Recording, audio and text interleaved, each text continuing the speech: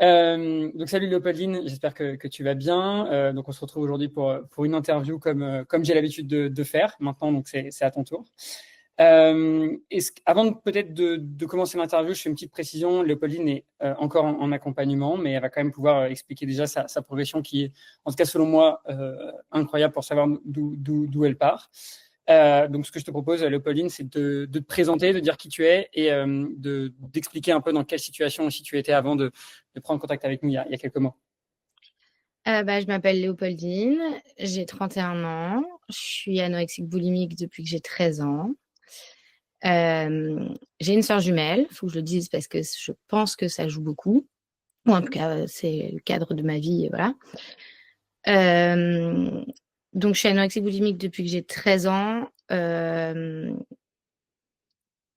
J'ai vécu avec et j'ai fait plusieurs hospitalisations toute ma vie.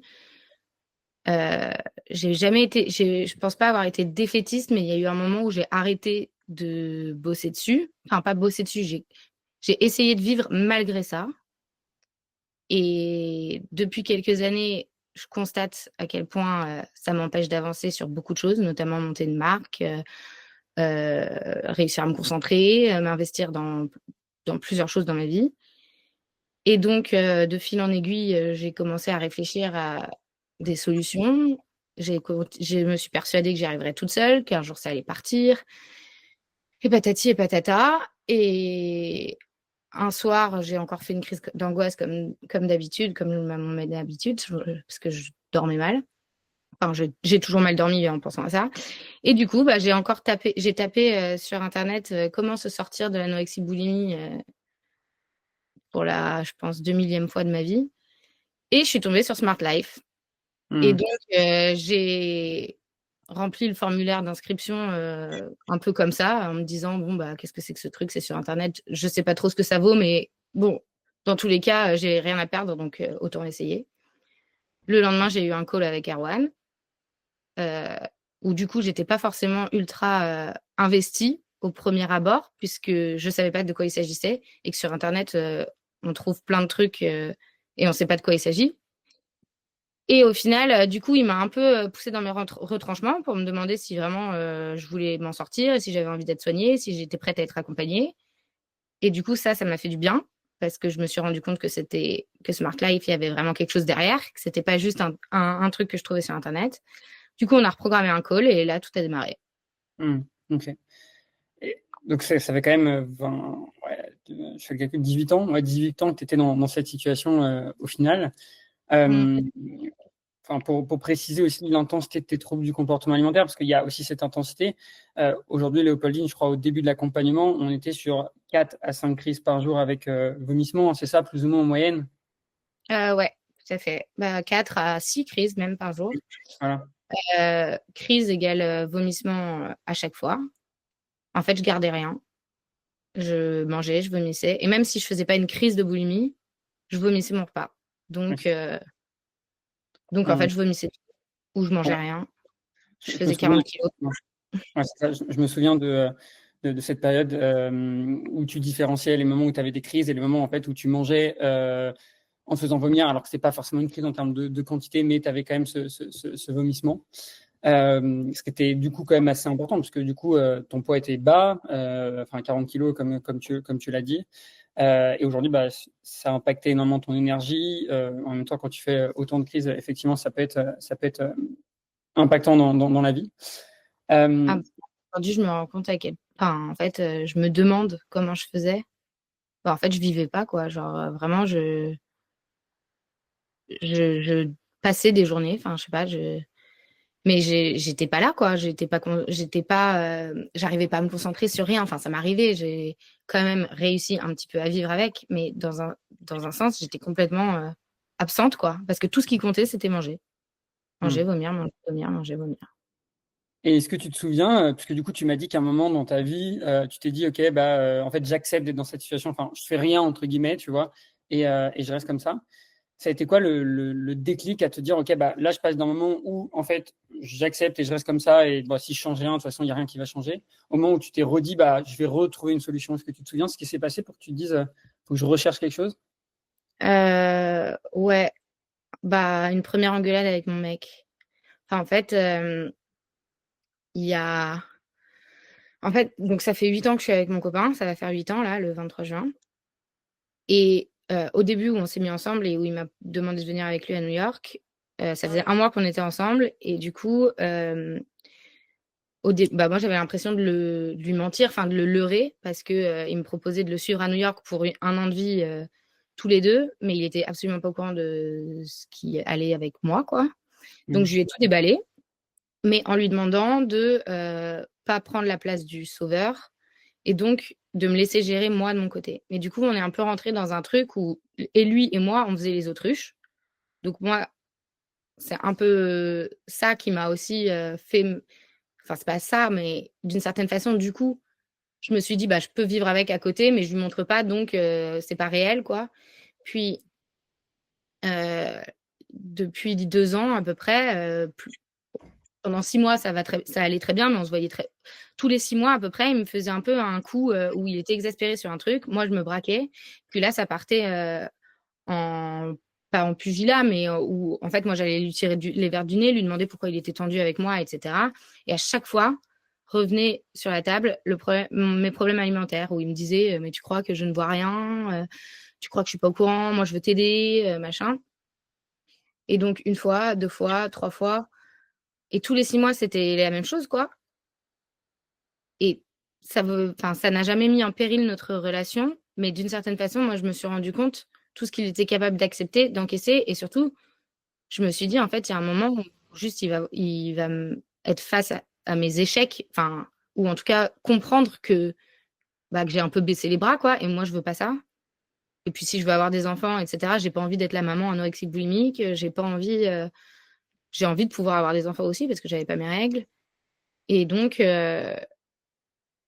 déjà, ça a enclenché quelque chose en moi. C'est-à-dire que déjà, j'ai réessayé d'agir. Donc, après la toute première engueulade il y a 2 ans ou 3 ans après, c'était quand on rentrait de Grèce après 10 jours idylliques tous les 2 et après ces 10 jours, le soir avant que je parte en vacances chez mes meilleures amies, on s'est engueulés mais grave et le lendemain du coup, bah, j'ai passé, 2 jours quasi sans faire de crise, mais lui il était pas avec moi. Mais bon et du coup j'ai redonné l'impulsion. Sauf que je me suis fait rattraper par le fait que j'y arrivais pas quoi, que malgré tout ça revenait tout le temps et donc ça a été le cas 1 fois, 2 fois, 3 fois. Puis à un moment je me suis dit: «Mais en fait, je vais pas y arriver toute seule quoi» et je voulais pas repartir en hospitalisation parce que je suis en train de monter une marque de chaussures et que ça je pouvais pas me couper de tout. Heu et donc bah, voilà, j'ai cherché, des solutions. Je commençais à Mmh. me dire qu'il fallait que je m'inscrive, à un programme de coaching sportif, en fait, j'avais compris qu'il fallait que je touche beaucoup de côtés de la maladie. Donc je voulais, retourner voir une psy, retourner voir une diététicienne, retourner voir ceci, cela, cela. Sauf que financièrement, c'était impossible pour moi Mmh. et en fait, en tombant sur Smart Life, j'ai lu la description et je me suis dit: «Bah, en fait, c'est super smart parce que, ça englobe toutes les facettes de Ouais la maladie, quoi». et OK et justement pour revenir sur tout ce que tu avais essayé parce que du coup en 18 ans, enfin 17 ans, tu avais essayé, beaucoup de choses. Tu nous as dit les hospitalisations, qu'est-ce que ça a donné à chaque fois? Est-ce que tu as essayé d'autres choses, sur le chemin et à chaque fois qu'est-ce que ça donnait? Est-ce que tu avais du mieux ou pas du tout au final? Alors, bah, mes parents ont été au courant très tôt de mes problèmes, enfin l'ont vu très tôt. Du coup, j'ai d'abord fait la maison de Solène à genre 13 ans et demi, un truc comme ça, donc ça faisait à peine 6 mois que j'étais anorexique boulimique. La maison de Solène, bah, ça m'a aidée, je pense. Enfin, j'ai un peu du mal à me souvenir de tout, mais la maison de Solène, il y a eu du mieux, mais ça n'a eu qu'un temps. Ensuite, j'ai refait une autre hospice dans le 94 où là, c'était horrible, j'ai même pas passé une semaine là-bas, le psychiatre était un peu starbos et du coup, je suis partie. Heu et là, du coup, il y a eu du moins bien, je crois, plutôt, voilà. Mmh. Ensuite, heu, je sais plus dans quel ordre c'était, mais je sais que j'ai fait des groupes de parole avec Catherine Hervé. OK. J'ai fait, de la sophrologie, des psys en veux-tu en voilà, psychiatre, psychologue, endocrinologue, hem Enfin voilà, en vrai, j'ai quand même essayé beaucoup de choses. Je suis allée voir un psy spécialisé dans la gémellité. J'ai fait une hospitalisation à Lyon, dans l'institut du docteur Carrier, où là, c'est l'hospitalisation qui a duré le plus longtemps. C'était ma demande. C'était juste avant, c'était 2 ans avant de rencontrer Steph. Je sortais avec un autre gars à l'époque. Et, euh, et ça, c'était ma démarche. Mais en fait, au bout de 4 mois, j'ai un peu forcé le truc pour sortir. Parce que j'avais clairement l'impression que mon mec m'échappait. Parce que j'étais absente, etc. Du coup, j'ai forcé le truc, et sauf que j'étais pas du tout assez solide. Et donc, je suis repartie de plus belle, quoi. Et attends, je pensais à un truc à dire. Donc ça, c'était la dernière hospitalisation que j'ai faite. Ah oui, un élément déclencheur aussi, là, du pourquoi, de comment je me suis rendu compte aussi que je voulais vraiment agir. L'été dernier, j'ai fait un genre de burn-out de ma maladie. C'est-à-dire que bon, j'étais en burn-out aussi parce que je travaillais dans la restauration et que j'avais pas de salaire, et du coup j'étais en extra, et que à cause des JO, il y avait pas de, on gagnait pas d'argent au resto. Enfin, c'était horrible. Bref, du coup j'ai bossé comme une malade. Et en fait, ça, plus les 6 crises de boulimie par jour en travaillant dans un resto où tu fais plus de 40 000 pas par jour, j'étais en PLS, littéralement. Et donc, j'ai fait une chute de potassium, chute de tout, je crois, vraiment burn-out. Je n'arrivais plus à me lever. Et donc, je me disais, il faut pas que je fasse de crise dans la journée, mais malgré tout, je faisais quand même des crises de boulimie. Et j'avais l'impression, en fait, j'ai cru que j'allais en crever, quoi. J'ai cru que je faisais une crise cardiaque, j'ai cru que j'allais en crever. Et donc, ça, c'était juste avant le mariage de 2 de mes super potes. Et donc, à ce mariage, j'étais complètement éteinte. Et là, je me suis fait flipper, en fait. Et je me suis dit, c'est pas possible, je peux pas. Vu que moi, j'arrive pas à agir dessus, va falloir qu'on me sauve. Parce que sinon, littéralement, c'est comme si j'étais en train de me suicider, quoi. C'est comme si je me laissais crever. Et du Mm. coup, bah, ça a été un déclencheur. Donc après, du coup, là, en septembre, octobre, etc., au début, bah, j'ai essayé, enfin, en tout cas, tout l'été, j'ai essayé d'aller mieux, de faire attention, etc. Mais quand même, je faisais quand même au moins 4 crises par jour, ou 2 crises par jour quand il y en avait peu, quoi. Et, euh, et de fil en aiguille, je voyais bien que dans tous les cas, j'y arrivais pas. Et c'est là, en décembre, enfin, en fin novembre-décembre, que j'ai trouvé Smart Life, quoi. Ok. Bon, c'est vrai que tu as testé beaucoup de choses et tu reviens de loin. Parce que justement, on va venir maintenant à là où tu en es aujourd'hui, sachant que tu es encore en accompagnement et qu'il y a encore du travail, parce que bah, ça fait longtemps que tu es, dedans, et puis quand même 4-5 crises par jour, ça commence à être beaucoup, et puis il y a des gros risques pour ta santé, même tu le sais. Tu l'as vu l'année dernière. Ouais. Aujourd'hui, est-ce que tu peux nous dire où tu en es sur le nombre de crises? Alors, on n'a pas encore totalement arrêté, mais honnêtement, tu as énormément progressé sur les vomissements, sur tout ça. Comment toi, tu te sens aussi par rapport à avant?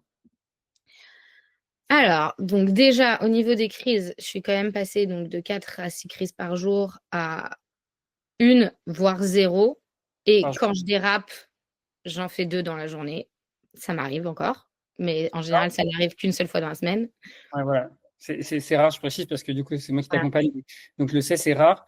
Et aussi, on est sur le chemin. Sachant que là, tu es dans une période, je dis ça, mais tu es hyper stressé parce que tu as le lancement de ta marque, tu expliques tout ça, tu as de la fatigue. Je sais qu'il y a quelques semaines, on était vraiment bien, et tu as fait des semaines avec 4-5 prises en tout sur la semaine. Ce qui était en gros ce que tu faisais, tu vois, sur une journée avant, quoi. Ouais. Bah, Euh, c'est clair que quand je revois, même je me souviens des contrats qu'on établissait ensemble. Et je me souviens que j'avais toujours une longueur d'avance sur le contrat jusqu'à il y a quelques semaines. Là, hmm, tu me disais de faire une journée sans crise, je faisais 2 journées dans la semaine sans crise, sans même que ce soit dans mon contrat. Et je le faisais super naturellement. Là, en ce moment, je stagne un petit peu, mais effectivement, je suis super stressée, et, euh, et peut-être aussi que j'arrive à un palier où c'est plus difficile encore, parce que d'enlever plein de crises quand il en reste une dans une journée, c'est OK. D'enlever la seule et l'unique sur laquelle je peux me reposer, on va dire, euh, la journée, bah, c'est compliqué. Parce que la perspective d'une journée sans crise, si je suis pas ultra occupée dans ma journée, c'est presque hmm. impossible. Enfin, me lever le matin en me disant, allez, il faut pas que je fasse de crise. alors que je sais que je suis chez moi à travailler sur mon ordinateur, etc. et que c'est très compliqué. Donc en ce moment, je sais et je l'accepte que l'évolution, on va dire, est moins fulgurante. Mais je pense qu'au moment où je vais avoir ma soirée de lancement, le pop-up, et où du coup je serai amenée à ne pas être chez moi, là, on va réavoir un petit tremplin sympathique. C'est ce que je te dis de toute façon, c'est ces fameuses phases de stagnation qui sont en fait normales. Tout passe par des phases de stagnation, n'importe quoi dans la vie. Et là, tu es dans une phase parce qu'effectivement, c'est plus difficile, mais du coup, je sais que sur le long terme, ça va reprogresser. Et c'est ce que je t'ai dit la dernière fois, c'est quand tu dézoomes, en fait, tu vois quand même ta progression. Et même si, oui, en ce moment, au final, tu as plus de mal à avancer et d'avoir progresser autant que ce qu'on voudrait, en tout cas par rapport à ce que tu l'as fait au début, là, tu te retrouves quand même dans une situation où tu n'es pas loin. Moi, je sais qu'on n'est pas loin. On a eu des semaines où on a fait 2 jours, peut-être même 3, enfin 3 jours max sans crise, ce qui était, ce qui est énorme, hein, ce qui était voire inconcevable avant. Même les vacances, voilà, il y a eu tout ça aussi où tu as réussi à bien gérer les choses. Sachant qu'on n'oublie pas, avant, c'était même pas quasiment un repas qui était gardé. Enfin, il faut aussi Oui, c'est plutôt ça. Si on voit surtout le nombre de repas que je garde, parce qu'en fait, à l'époque, je gardais même pas un repas. Et même si, en fait, à l'époque, je pouvais avoir vomi mon petit-déj, vomi mon déj, faim au goûter, faim, envie de grignoter un petit truc juste pour me caler, et automatiquement, ça m'enclenchait une crise si j'étais seule chez moi. C'est-à-dire que tout ce que je mangeais, je le vomissais. Et tu as pris du poids aussi par rapport aux 40 kilos avant. Mais ce qui n'est pas forcément une mauvaise chose, puisqu'on en parlait la semaine dernière quand on s'est appelé, puisque tu disais que là, tu étais content, tu avais les abdos visibles. En gros, c'est ça, quoi. Du coup, vu que j'ai constaté que je m'étais mise à prendre du poids, j'ai pris du coup quand même 6 kilos. Je faisais 40 kilos, là je fais entre 45 et 46, donc on va dire 5 kilos et demi. Et du coup, je me suis mise à faire du sport. Alors, c'est pas du grand sport, mais je fais des exercices très ciblés qui ont quand même déjà bien shapé mon corps. Et du coup, effectivement, j'ai pas l'impression d'avoir gonflé avec ces 5 kilos en plus. J'ai pas l'impression que mon corps a tellement changé, en fait, dans un sens. Bon, je le vois dans mes pantalons parce que je suis un peu plus serrée, mais en même temps, c'est des tailles XXS, donc je rentre quand même dedans, donc c'est toujours OK. Ouais. Ce que je veux dire, c'est que tu le vis pas super mal d'avoir pris ces 5 kilos, ce qui pourrait être pas toujours. Au début, oui, je le prenais super mal. Ouais, je Mais sais. non, maintenant, c'est OK. Même maintenant, j'imaginerais même pas reperdre 1 kilo. Enfin, je veux dire, je suis pas dans cette quête-là. Après, j'ai pas envie de grossir, là. Ça, c'est sûr. Mais j'ai pas envie de maigrir non plus. Donc voilà. Puis surtout, je vois à quel point j'ai plus d'énergie. Ouais, c'est ce que j'allais te demander. En dehors du fait de plus avoir de crise, de quasiment de garder maintenant tes repas, d'avoir pris du poids, qu'est-ce qui a changé concrètement dans ta vie? Ça a été quoi l'impact de tout ça, du fait d'avoir moins de crise, d'avoir peut-être pris un peu de poids? Alors, l'impact, c'est que j'arrive à me concentrer.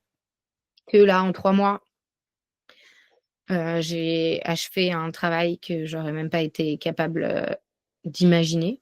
Vraiment, déjà sur la structure de ma boîte, etc. Parce que ça aussi, ça a été un déclencheur. Le fait que je comprenais bien que mes crises m'empêchaient de travailler et d'avancer sur le projet que j'avais. Et donc là, j'ai quasiment mené à bien mon projet. Donc quand même, c'est beaucoup. Et j'ai de l'énergie pour faire du sport. Je me lève tôt le matin, je dors. J'ai des moments j'ai des moments de stress qui m'empêchent de dormir, mais c'est plus la nourriture. Je me réveille pas la nuit parce que je crève la dalle ou j'arrive pas à m'endormir parce que je crève la dalle ou que je pense à ce que je vais manger. Non. J'ai des moments où c'est plus difficile, où je lutte plus que d'autres contre des crises et où parfois où je craque, etc. Mais il n'empêche que j'ai l'esprit beaucoup plus libre, on va dire. Cette légèreté, cette liberté et cette énergie, comme tu Ouais. le dis, pour faire tout ce que tu as à faire, notamment pour tes projets perso, parce qu'effectivement, c'est un gros projet. Ok, merci de nous avoir partagé ça. Peut-être une dernière question. Qu'est-ce que tu diras à une personne qui est dans ta situation, qui a peur, peut-être qui est sceptique, mais qui a vraiment envie de s'en sortir voilà, tu lui dirais quoi à cette personne? De donner l'impulsion. Parce que OK.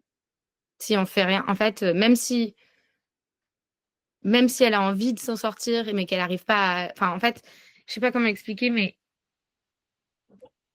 ce que je dirais à quelqu'un, en fait, de d'anorexique boulimique qui voudrait, s'en sortir, mais qui n'arrive pas à agir, c'est justement de s'en remettre à quelqu'un d'autre parce qu'en fait, de soi-même, on n'y arrive pas et donc donner l'impulsion, aller demander de l'aide, quoi. Parce qu'en fait, en demandant de l'aide, on rend le truc concret et véritable, enfin et vrai et réel et sinon avant ça, on est dans une fuite et dans un déni, quoi, en fait.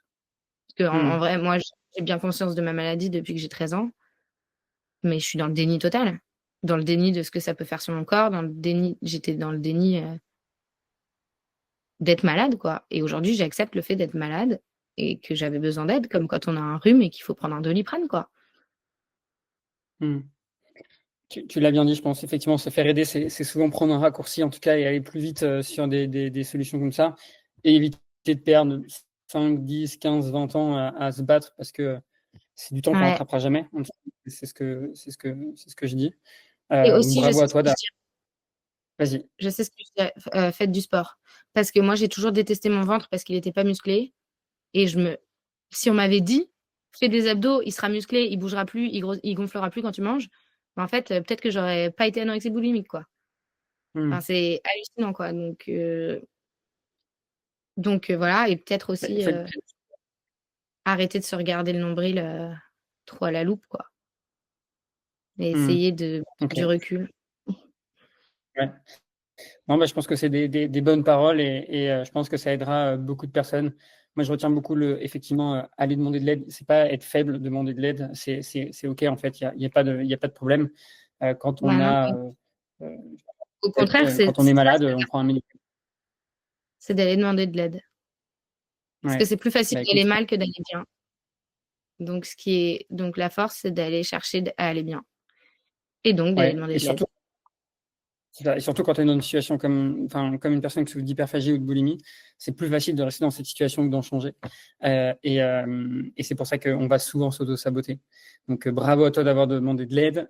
Et puis maintenant, j'espère qu'on pourra faire le point dans plusieurs semaines, et se dire, OK, bah là, maintenant, on n'a plus du tout aucune crise, mais j'ai pas de doute là-dessus.